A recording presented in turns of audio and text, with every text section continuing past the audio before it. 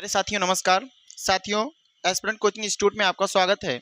आज हम लोग देखेंगे हिंदी वर्णमाला की। आज हमारी चौथी कक्षा होगी। जैसा कि आपको साथियों पता होगा, जो हिंदी वर्णमाला हम स्टार्ट करके रखे हैं, इस हिंदी वर्णमाला में लगभग जो स्वर के टॉपिक थे वो पूरी तरीके से हमने कंप्लीट कर लिए।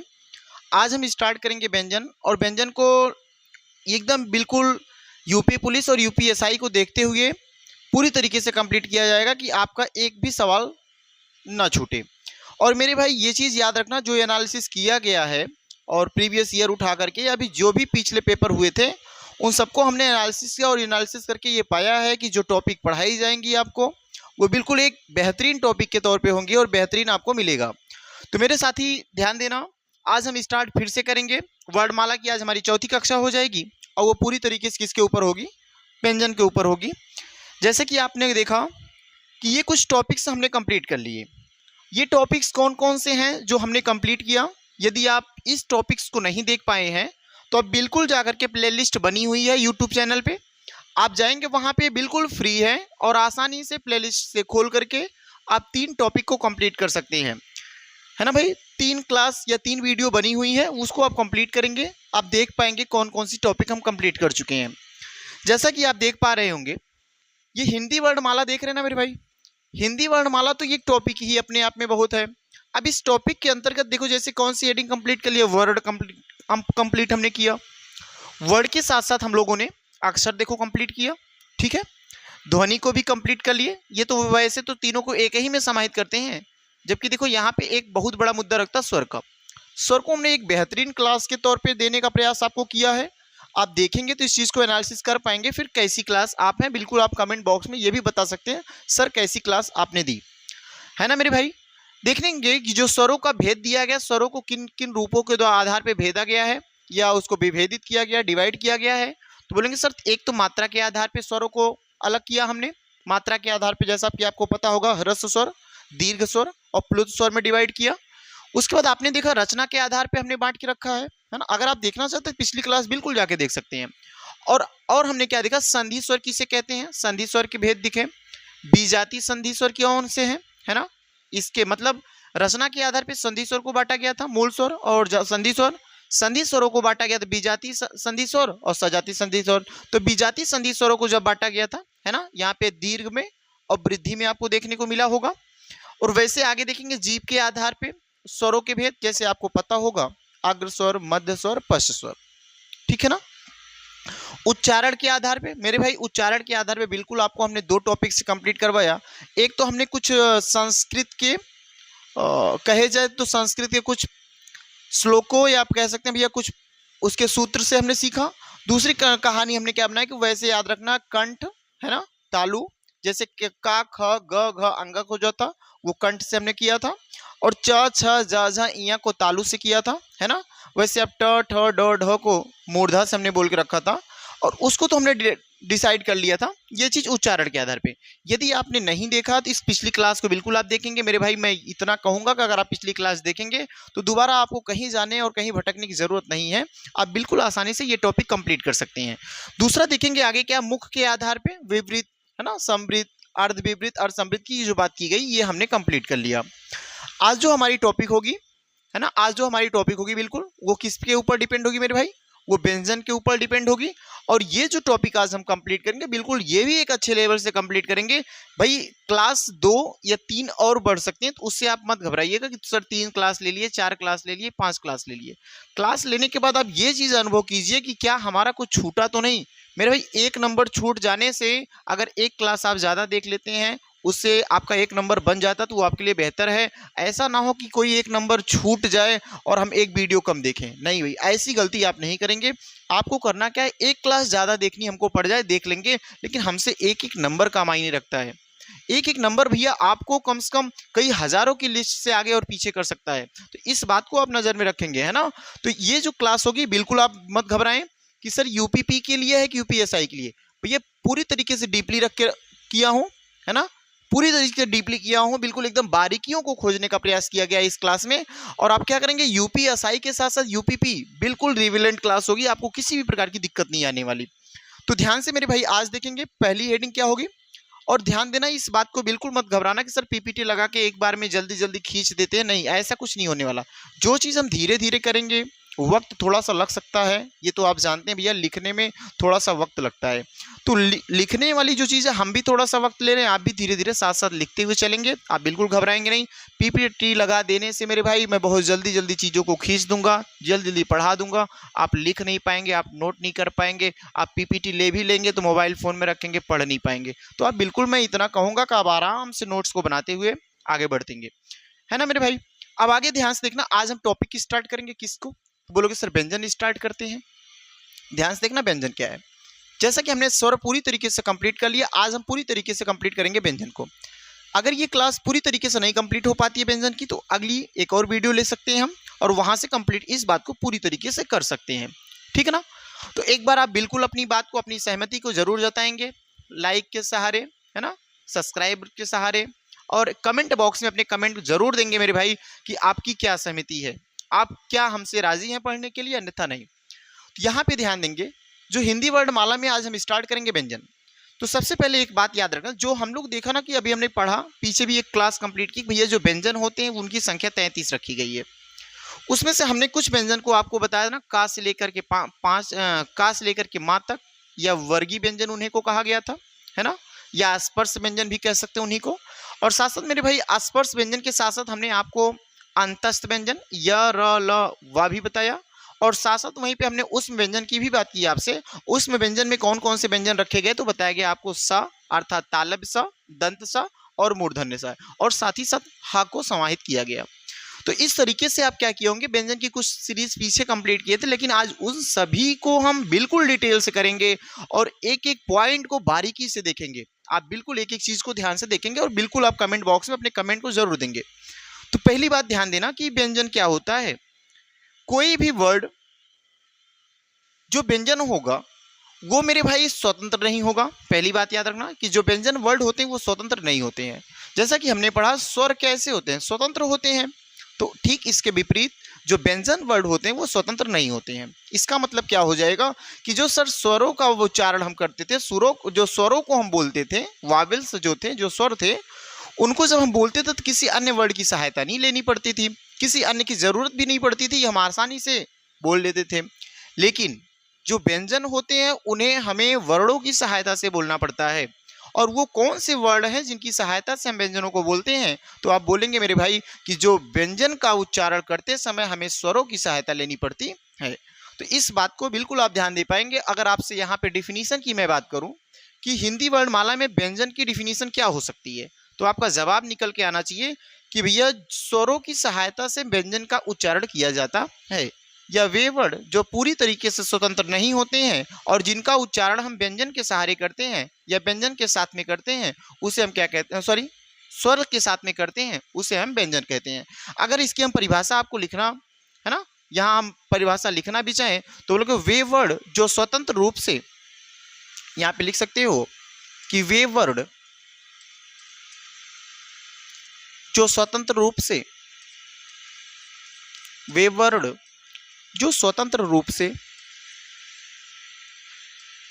वे वर्ड जो स्वतंत्र रूप से नहीं बोले जाते हैं, है ना भाई। अगर स्वतंत्र रूप से बोले जाते तो स्वर हो जाते, तो स्वतंत्र रूप से नहीं बोले जाते हैं, नहीं बोले जाते हैं। बात क्लियर हो पाएगी बिल्कुल आपको। जो स्वर होते हैं वो तो स्वतंत्र बोले जाते हैं, लेकिन जो व्यंजन होते हैं वो स्वतंत्र बोले नहीं जाते हैं। जो वर्ण देखो स्वरों की सहायता से बोल रहे हैं, इसी की दूसरी परिभाषा आप लिख सकते हो, वे वर्ड, है ना, वे वर्ड जो स्वरों की सहायता से बोले जाते हैं, जो स्वरों की सहायता से, जो स्वरों की सहायता से बोले जाते हैं, है ना, स्वरों की सहायता से उच्चारित किए जाते हैं, ऐसा भी लिख सकते हो आप। स्वरों की सहायता से उच्चारित होते हैं, है ना, स्वरों की सहायता से उच्चारित होते हैं, उसे हम या उन्हें व्यंजन कहते हैं। यही को कॉन्सोनेंट इंग्लिश में बोल दिया जाता है ना, व्यंजन कहते हैं। उन्हीं को हम क्या कहते हैं मेरे भाई, उन्हीं को हम व्यंजन कहते हैं। यहां तक बिल्कुल आप क्लियर कर पाए होंगे। अगर हम आपसे पूछें कि एक बात मुझे बताओ कि जो व्यंजन होते हैं उनकी संख्या कितनी है, तो आपका जवाब निकल के आएगा मेरे भाई जो व्यंजनों की संख्या वो 33 है ना। व्यंजनों की संख्या कितनी है? व्यंजनों की संख्या 33 है। अगर यहां से हम आपसे बोलें कुल व्यंजन कितने हैं, तो आप लिख पाएंगे कुल व्यंजन की संख्या, कुल व्यंजन की संख्या। अच्छा, इसके बारे में और भी आगे हम डिटेल करते हैं, बस यहां इतनी सी बात लिख करके आप छोड़ लेंगे। जैसे हम अगर आपसे बात करें कि ध्यान से देखना कि व्यंजन कौन, जैसे एग्जांपल्स में हम ले लें यहाँ पे क्या हो जाएगा। जैसे हमने का लिखा, ध्यान देना इस बात को, का हमने लिखा ना, इस का को बोलते समय देखो क जब बोलोगे ना का, मतलब का का तो थोड़ा ही साउंड है, लेकिन लास्ट का जो साउंड खींचा जा रहा है वो आ का निकल रहा है। तो इस का में किन किन वर्डों को समाहित किया गया है, तो बिल्कुल आप बोल पाएंगे भैया ये का है ना, इसमें दो वर्ड मिले हुए हैं, एक तो का खुद का अपना है, एक तो का खुद अपना है, और फिर इसी में क्या मिला हुआ, आ मिला हुआ है। और मेरे भाई ध्यान देना कि जो का है और जिस भी वर्ड के नीचे आपको हलंत दिखाई दिया, जिस भी वर्ड के नीचे आपको हलंत दिखाई देगा, वो हलंत वाला वर्ड आधा होगा। वो हलंत वाला वर्ड कैसा होगा, आधा होगा। और ध्यान देना कि ये जो क्या मेरे भाई, इसको आप बहुत अच्छे से पढ़ चुके हैं, बहुत अच्छे से इसके बारे में जानते हैं, ये स्वर है। और इस वर्ड के सहारे जब लग के चला ना, माने इस क में जब हमने आ को मिला, देखो क, इसको क पढ़ेंगे, लेकिन जब आ मिलाएंगे तो इसको का पढ़ेंगे, है ना। तो इसी वजह से हम बोलते हैं कि का जो है ये सर अर्ध है, आधा है। और जब इस आधे में हमने आ को मिलाया तो ये पूरा जब का बना ना, तो पूरा जब का बना तब जाके ये बना क्या, एक व्यंजन वर्ड बना। तब ये क्या बना, तब एक व्यंजन वर्ड बना। तो आप बिल्कुल बोल सकते हो मेरे भाई कि जो सर स्वर होते हैं, जब स्वर एक अर्ध व्यंजन के साथ लगते हैं, अर्थात जब स्वर किसी अर्ध व्यंजन के साथ लग गए हैं, तो ये देखो एक पूर्ण व्यंजन बनाए, और ये इसी को बोला जाता है व्यंजन, है ना। क्या होते हैं, वे वर्ड स्वतंत्र नहीं होते तो बोलेंगे वो व्यंजन है, स्वतंत्र होते हैं तो वो सर स्वर होते हैं। और हमने आपको बताया होगा स्वर किसी की सहायता नहीं लेते बोलने के लिए, जबकि व्यंजन स्वरों की सहायता से बोले जाते हैं। व्यंजन का उच्चारण स्वरों की सहायता से किया जाता है। यहां तक आपको क्लियर होगा मेरे भाई। अगर ऐसे हम और भी आपसे बातें करें, भैया खा बताओ, खा किससे किससे मिलके बना होगा, तो मेरे जवाब भाई आप देंगे कि भैया यहाँ पे खा होगा और खा पे हलंत होगा और इसी खा में आ निकला होगा, है ना। बात बिल्कुल सही है, बिल्कुल एक बार आप जरूर करेंगे भैया। हाँ, ये इसका आंसर ये गा का आप बोलेंगे तो अपनी कॉपी पे जरूर लिखने का प्रयास करेंगे। गा कैसे लिखेंगे, बोलेंगे सर गा जो लिखेंगे ना, गा तो लिखेंगे, इसके नीचे हलंत लगाएंगे और उसके बाद क्या मेरे भाई लिखोगे, सर इसमें से आ निकालेंगे और इसी को लिखेंगे। तो इस प्रकार से हमारे व्यंजन क्लियर हो जाएंगे। तो आप बिल्कुल देख पाए होंगे यहां तक, देखना ध्यान से, ये बात बिल्कुल क्लियर है ना कि भैया ये अकेले नहीं रह सकते। इसका मतलब एक चीज आपको समझ में आना चाहिए कि जो सर व्यंजन होते हैं वो कैसे रहते हैं। सर व्यंजन में क्या असमाहित रहता है, तो जवाब आएगा हाँ भैया, हाँ हाँ, ये बात पूरी तरीके से सत्य है कि जो एक वर्ड होता है जिसे हम व्यंजन वर्ड कहते हैं, उस व्यंजन वर्ड में आ ऑलरेडी या हमेशा समाहित रहता है।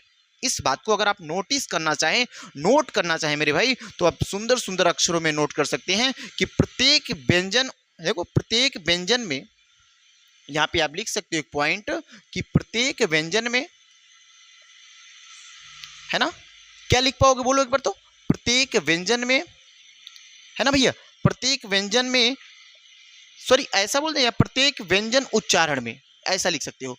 प्रत्येक व्यंजन उच्चारण में, ध्यान देना, प्रत्येक व्यंजन उच्चारण में आ का आ माने स्वर का, अर्थात आ का, समझ रहे हो ना, आ का समावेश होता है, आ का समावेश होता है। तो आप बिल्कुल इस बात को देख पाएंगे, समावेश होता है। आप बिल्कुल घबराएंगे नहीं मेरे भाई, इसको नहीं देखकर कि सर ये बहुत लंबी क्लास हो जा रही, ये वो, कुछ नहीं मेरे भाई। आप इस बात पे एकदम अडिग रहिए कि हमारी क्लास लंबी भले हो जाए, लेकिन क्या चीजें हमें समझ में आ रही हैं। इस बात को मायने रखता है ना कि हमें कितना समझ में आ रहा है। क्लास लंबी छोटी तो होती रहती हैं, अर्थात स्वरों की सहायता से उच्चारित होते हैं। इसी बात को लिख सकते हो कि अर्थात स्वरों की सहायता से, अर्थात स्वरों की सहायता से, स्वरों की सहायता से उच्चारित होते हैं, अर्थात स्वरों की सहायता से उच्चारित होते हैं, उच्चारित होते हैं। यहाँ तक आप बिल्कुल क्लियर कर पाए होंगे मेरे भाई। इसको नोट पॉइंट बना के आप लिख सकते हो। एक और पॉइंट हम लिख सकते हैं यहाँ पे, यहाँ तक देख पाएंगे बिल्कुल आप। ये चीज़ क्लियर है ना मेरे भाई?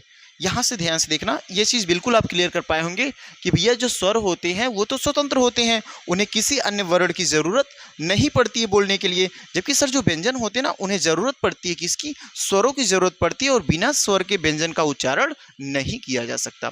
बिना स्वर का व्यंजन का उच्चारण हम नहीं कर सकते हैं। एक बेहतरीन नोट्स पॉइंट बनाएंगे और उस नोट पॉइंट में लिखेंगे, एक नोट पॉइंट बनाएंगे मेरे भाई अपनी कॉपी में। कॉपी एक अच्छी बनाने की कोशिश करना, ताकि एक बार कॉपी बन जाए, बार बार उसी चीज़ों को रिपीट करना है, बार बार हम कॉपी नहीं बनाएंगे, है ना। स्वरों पर हलंत नहीं होता है, ये भी हमने बोल दिया अभी तक पहले कि स्वरों पर हलंत नहीं होता है। ये याद रखना, एक पॉइंट याद रखना कि क्या स्वरों पर हलंत नहीं होता है। यदि आप कहीं पाते हैं तो वो गलत माना जाएगा, है ना। स्वरों पर हलंत नहीं होता है, स्वरों पर हलंत नहीं होता है। क्या हम भैया आ लिख दें, ऐसा हम आ लिखें और आ के नीचे ऐसे हलंत लगाएं? ना भैया, ये गलत माना जाएगा। ई लिखें और ई के नीचे हलंत लगाएं? ना भैया, ये गलत माना जाएगा। ऊ लिखें, क्या इसके नीचे हलंत लगाएं? भैया नहीं, बिल्कुल। ये बात अब हमें पता चल गया कि ये जो हम लिख रहे हैं ना, ये इसको गलत मान सकते हैं। क्या हम व्यंजन के साथ लगा सकते हैं? हाँ भैया, ये व्यंजन के साथ तो माना जाता है हलंत, जबकि स्वर के साथ हलंत मानना, हलंत लगाना क्या पूरी तरीके से ये गलत माना जाएगा। ये बात बिल्कुल क्लियर है ना। यदि किसी वर्ण पे हलंत लगा हो, है ना, ये भी याद रखना, यदि किसी वर्ण पे हलंत लगा हो तो वह प्रकृत रूप से कैसा माना जाता है? वो प्रकृत रूप से अर्ध माना जाता, आधा वर्ण माना जाता है। जबकि स्वरों पर हलंत लगेगा तो भैया ये पूरी तरीके से ये एथेंटिक बात नहीं है, ये पूरी तरीके से कोई तार्किक बात नहीं होगी, ये पूरी तरीके से गलत बात है, ये इस पे नहीं लगा होगा। तो बात समझ पाए ना। यदि आप लिख सकते हैं कि यदि किसी वर्ण पर हलंत लगा हो, ये भी पॉइंट्स आप नोट में लिख सकते हो कि यदि किसी वर्ण पर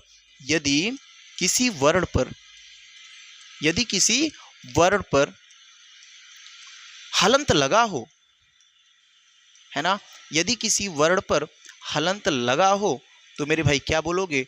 तो वह वर्ण प्रकृत रूप से अर्ध रूप में होता है। तो वह वर्ण क्या लिखोगे? तो वह वर्ण मेरे भाई, वह वर्ण प्रकृत रूप से, इस बात को बिल्कुल लिख पाएंगे आप, प्रकृत रूप से क्या होता है? अर्ध रूप होता है या अर्धवर्ण होता है, अर्धवर्ण होता है। एक बात और याद रखना, अगर किसी भी वर्ण के नीचे, वर्ण की बात किया, स्वर की बात नहीं किया है, वर्ण मतलब स्वर नहीं रखे जाएंगे बस। अगर हमने यहाँ पे एक पॉइंट आपको समझाने का प्रयास किया कि भैया ये का लिखा ना, अगर इसके नीचे हलंत लगा दे तो इसका मीन्स क्या निकल के आएगा? बोलो कि सर जब ये हमने इसके नीचे हलंत लगाया तो सर ये तो है अर्ध रूप या अर्धवर्ण हो गया। एक तो बात आप क्लियर कर पाएंगे, सर ये तो अर्धवर्ण है ना मेरे भाई, ये बात क्लियर है ना। साथ ही साथ एक चीज और मैं बताता हूँ, बहुत ध्यान से देखना। अगर भैया ये अर्धवर्ण है और इस तरीके से लिखा हुआ है तो बोलोगे सर इसमें, इस वर्ण में है ना मेरे भाई, इस वर्ण में आ का है ना, आ का समावेश नहीं है। माने इस वर्ण में आ तो है ये नहीं है, समावेश नहीं है। देख पा रहे होंगे आप, बिल्कुल बेहतरीन क्लास लग रही ना मेरे भाई। तो लाइक और शेयर ये तो आपका फर्ज बनता है ना, अगर क्लास अच्छी लग रही तो बिल्कुल आप करेंगे, इसको तो बताने की कोई जरूरत नहीं है ना। और सब्सक्राइब भी चैनल को करवाएंगे मेरे भाई, ये तो आपका कर्तव्य है कि अगर मैं एक भाई आपका पढ़ा रहा है तो आपका वर्क, आपका भी तो कुछ बनता है ना कि इसको सर लाइक शेयर और हम करवाएं। ठीक है मेरे भाई, चलें आगे बढ़ चलते हैं। ध्यान से देखना, इतनी बात क्लियर हो गई, आगे बढ़ चलते हैं। यहां तक क्लियर ना? आप ध्यान से देखना, नोट बिल्कुल नोट करेंगे आप, एक एक पॉइंट को नोट करेंगे, किसी प्रकार की दिक्कत नहीं होने वाली। अब ध्यान से देखना एक बार, अगर मैं इसी वर्डों में थोड़ा सा और इसको थोड़ा सा एक्सप्लेन करने का प्रयास करूं